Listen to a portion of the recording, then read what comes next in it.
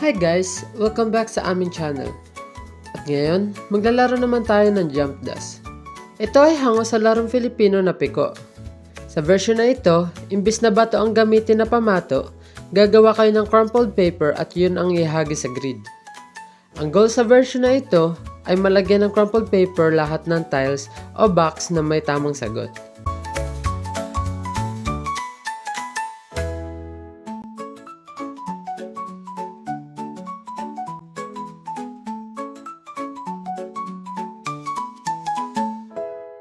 Gamit ang drawing tool, gumuhit ng 10x2 grid.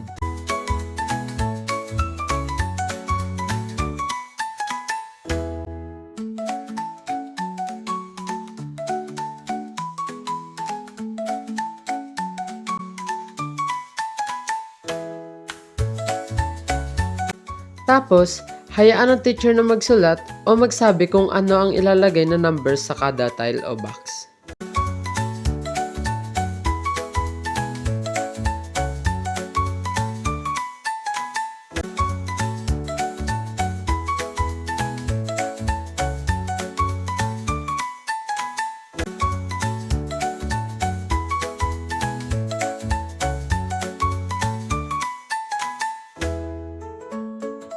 May question sheet na nakalaan sa inyo na dapat niyong masagutan ng sama-sama. Sabay hagis ng crumpled paper sa tile kung saan nakalagay ang inyong sagot na sinolve.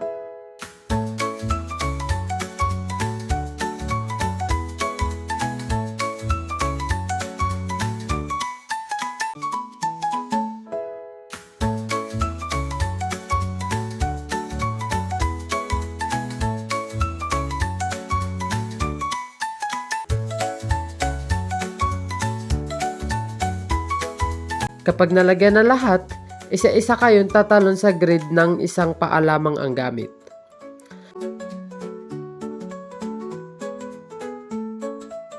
Pag nakatawid na ang lahat, ulitin ang pagtalon pabalik. At kapag yung huling miyembro na lang natira, kailangan niyang kolektahin lahat ng crumpled paper sa kada talon niya.